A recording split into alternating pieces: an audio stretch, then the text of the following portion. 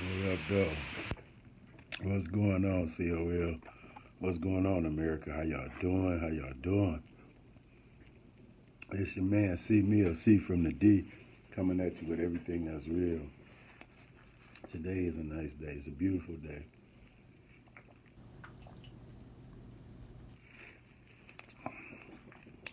Any day that we wake up and we are alive and can function well and can think on our own is a very, very, very good day. A day worthy of praise to the Almighty always. Um, Today I want to talk to you about spiritual discernment and human discernment. Like you have to be able to discern, like, is this person like lying to me? Is this person has my best interest in them? Which, if it's a narcissist, then the answer is no all across the board. Um, and it comes, your physical discernment comes from your spiritual discernment. So all of that ties in together because if your spirit not right, then your discernment ain't not gonna be right. You know what I'm saying? So like you got to be reading the Bible, you got to be praying, and you got to be living right. You know what I'm saying? In order for your discernment to be on point. Um,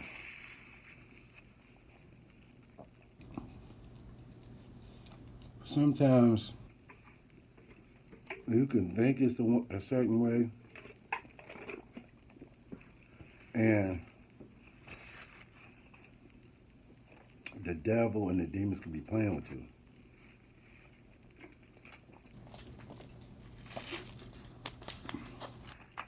That's why you got to watch the things, some of the songs you sing, some of the songs you sing, you got to watch them because some of them have curses in the songs. And then when you repeat them, you opening the gates for the demons to operate in your life. Power of the life and death is in the tongue. You got to watch what you say. Seriously, seriously. Um, and you also got to be living right. It's not just what you say; it's how you living too. You know what I'm saying? You got to be held accountable on Judgment Day for the words that came out of your mouth as well as your actions. You know what I'm saying? I was unaware of that till a couple of years ago. I said he's gonna judge you on your words and your actions. So they tie in together and coincide with life. You know what I'm saying? With your whole life. So you gotta watch what you say. You gotta watch the songs you sing. You gotta watch the movies you watch. You know what I'm saying? Because a lot of the movies, to me, like when they real spiritually demonic, they're like trying to open up a gate in your mind when you go to sleep and through your dreams or through your kids' dreams. Excuse me. Because you got to think about this.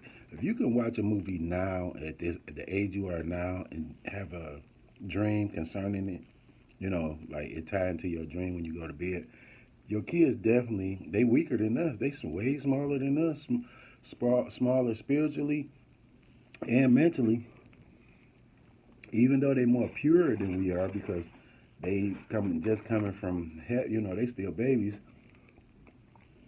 But don't let them watch all that crazy stuff and listen to all this crazy music with um, these city girls and Cardi B and all. You crazy.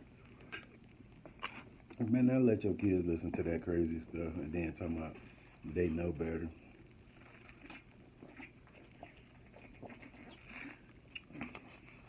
If you're not a heavy influence on your kids, then the rap artist or the singer is gonna be a heavy influence. That's their job.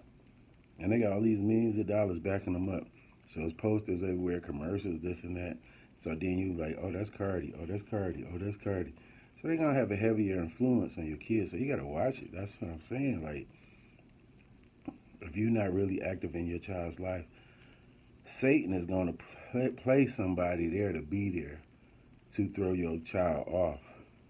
You know what I'm saying? And then let alone the things that they listening to. If you got somebody around your child that's smoking weed, and drinking and smoking cigarettes, all that stuff is an impact on your child's mind.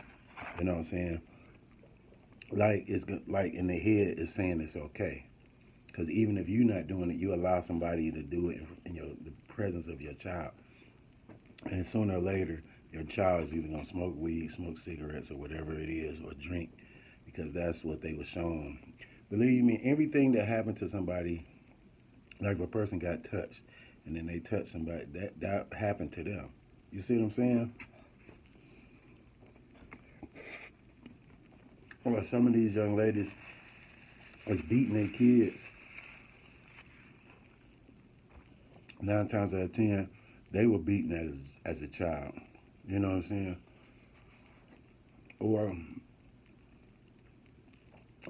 anything that anybody does, or what I'm saying, or partakes in, it was introduced to them at some point. That's why they say the apple doesn't fall far from the tree. So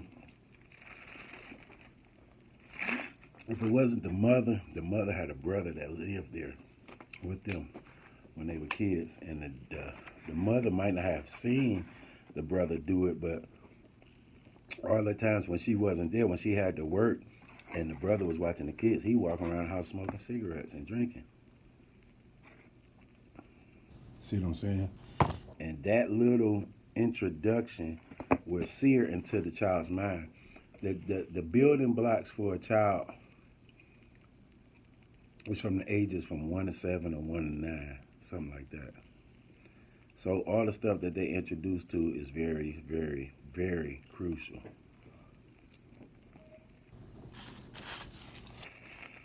So you have to always be aware of the things you're listening to, of the things you're saying, of the things you're watching, because it's a lot of impact on you. It's a lot of, that's why they spend all that money on commercials.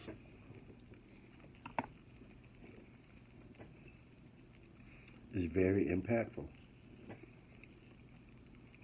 You'll be riding down the street singing commercials, you know what I'm saying? People used to sing the raisin commercials. People used to sing the Coca-Cola commercials with Ray Charles. All that stuff it works. So the manipulation game is just not a narcissist. It ties into almost a lot of aspects of life. You know what I'm saying? That the world uses, that people use, big corporations, companies, all that stuff. You know what I'm saying? So that's why it's more harmful on a personal level, because when you're dealing with a narcissist on a one-on-one, you know what I'm saying? They can gather information that an outsider couldn't gather. They can gather things that they'll use later on. Narcissists always use information as ammo, always. So that's why I tell you to guard your energy, guard your information. You know what I'm saying?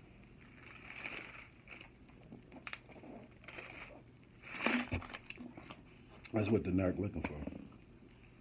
You know what I'm saying? Is to get your information so they can use it against you later. Anything they can find out. So they're going to chum it up with you for a long time, for some years. Because a lot of them, they mimicking you. You know what I'm saying? They mimicking how to be a good person. They mimicking how to look like they care about somebody. They're mimicking how to be a good friend. You. They can't regulate emotions. They're not regulating emotions. They're heartless. So what they do is study you. You're a good person, you're a good guy, you're a good female. They study you. And they see how people respond to you when you come around, as opposed to when they come around. They want your response, not their response. You know what I mean? So once again, the narcissist is studying you so they can fit to learn how to mimic being a good person.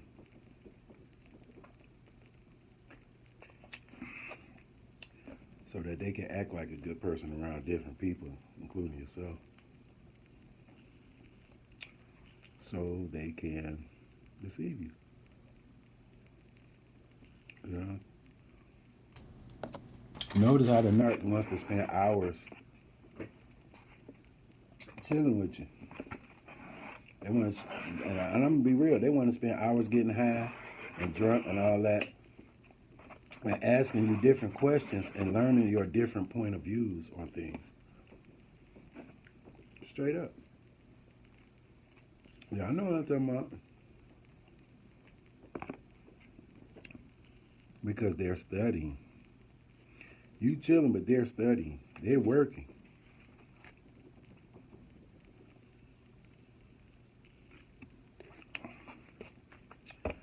But you have to be able to have discernment to know what's going on with different people in different situations. Because they're trying to get focused on the behaviors of the people that most people trust, or that people like, or that people, like to be around. Like why they come and hug him and get him fired like that. They just, what I'm saying, get him a little dap or what up, They're watching. They're watching.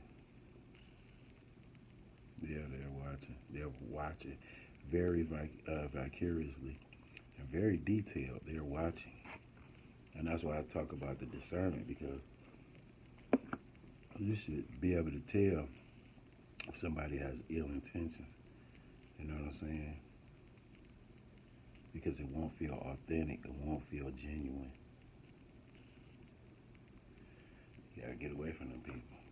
They don't have good manners. They're not polite. But not around you. They're gonna be polite and have good manners around you because they know that's what we like. We're trying to mimic being a good person. Remember that, always. But it's the stories that you hear when they're not around you. Mm-hmm. Yep, the stories when they're not around you, that's the ones you want to listen for. But they're going to be on their best behavior around you. And the more they get used to you, they're not going to want to be around you no more, because they either figured you out, or they think they got what they need from you, or they trying to, like I said, get you out the way so they can get to whoever they're trying to get to. But you the only thing that's standing in their way, or pose a threat to them. And that's so funny, because most narcs look at themselves as being up here, and then they look down at everybody else. But how, if you up here, and then the other person down here, how can I be a threat? You know what I'm saying? I don't, but that's how the narc be. That's why you gotta have discernment. But you gotta be able to tell what's going on. He wanna ride out with you and your homeboy, you and your homegirl, you and your girlfriend, you and your husband, you and your wife. That type of person, don't do that. They're watching for reasons.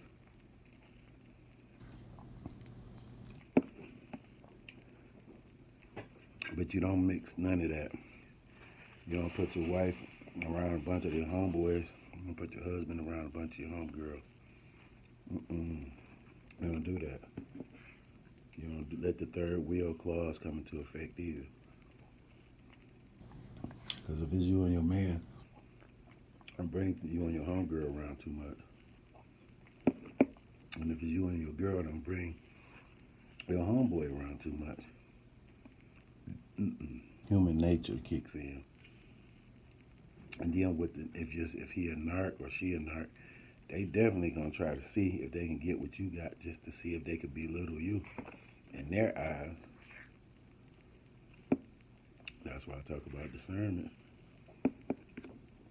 because you gotta also know what right moves to make when you're around certain people, so you can stop all of that stuff from happening in the first place. You see what I'm saying? Sometimes you can make a what I would call an innocent mistake. I'm trying to trust that all people are good people, so you can bring this group with this group or this person around this person. Dead that. Don't even do it. Keep them separate. You gotta keep them separated. Keep them separated. Ain't no need, you know. But this your man C from the D, coming at you with everything that's real. Thank you for tuning in. You could Google and look up more stuff on spiritual discernment, or I might talk about it again tomorrow or the next day. But y'all have a blessed one. I'll see y'all on the next one, man. Peace.